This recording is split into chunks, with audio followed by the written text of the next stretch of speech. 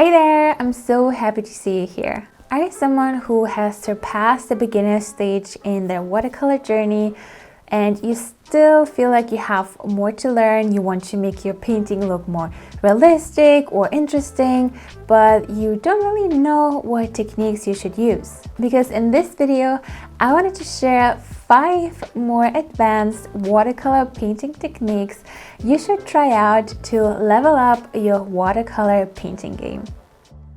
One of my favorite techniques that I've been using a lot lately is the scratching or scraping technique. With this technique, you either scratch into the paper or scratch off a little bit of the surface on the paper. If you scratch into the paper when the paint is still wet, you can add fine details to your object. For example, you can add details in leaves, grass, or any other areas where you want to achieve a fuzzy effect or just add a little bit more detail. Theoretically, you can also just let the paint dry and then use a fine brush with a fine tip or pen to add those details, but often this scratching into wet paint is a lot faster and easier to do. It can also look a lot more realistic. Another way to reveal the whiteness of your paper is by using a magic sponge. It's a melamine sponge that works similar to very fine sandpaper. You might have seen me using it in one of my older videos where I showed you how to clean the edges of your painting when the paint seeps through your tape, but you can also use it for many other fun ways. For example, you can use it to reveal the white paper to create light reflections or sparkles. For this step, you need to soak up the sponge with water and squeeze out the excess water. Then you can carefully start rubbing off the paint. Now you also want to use a tissue paper or a paper towel to lift off the reactivated pigments so you can keep working on this area without smudging the paint to areas you don't want the paint to go.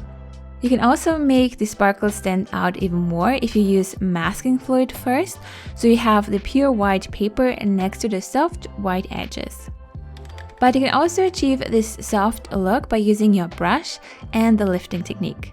Sometimes I get messages asking me what to do when you end up with hard edges in your painting. And this is one of the ways how you can go about it.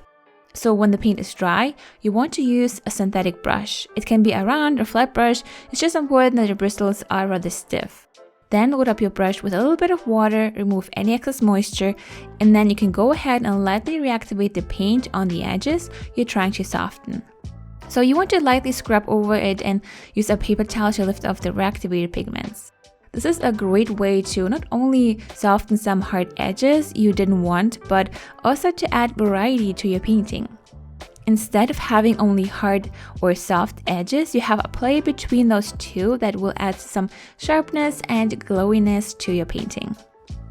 Another fun technique I love using is the negative painting technique. You might have seen this in one of my older or recent videos where I painted leaves or trees and clouds using the negative painting technique.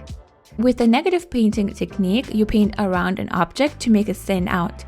So there is a difference between the positive and the negative space.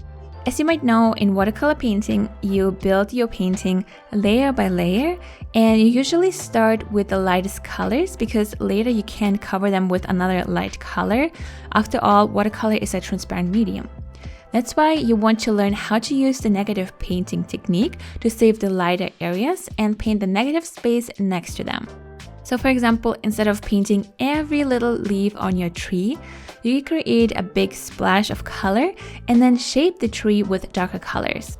And you can also do that wet into wet if you want to create a more blurry effect and move certain objects to the background.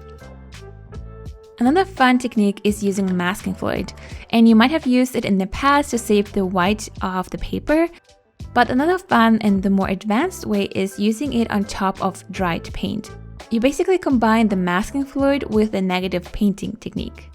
So instead of just painting around an object to make it stand out, you would create a wash of paint, let it dry, and then apply masking fluid on top. You can apply it and create flowers, leaves, or anything else you're planning to paint. Then, once the masking fluid is dry, you apply another dark wash of paint on top. When the paint is dry, you can remove the masking fluid and you've just created some details in your painting. So this is another way to use the negative painting technique without actively thinking backwards. I really hope you liked this video and found it helpful. Thank you so much for watching. Have a wonderful day, and I will see you in my next video. Bye!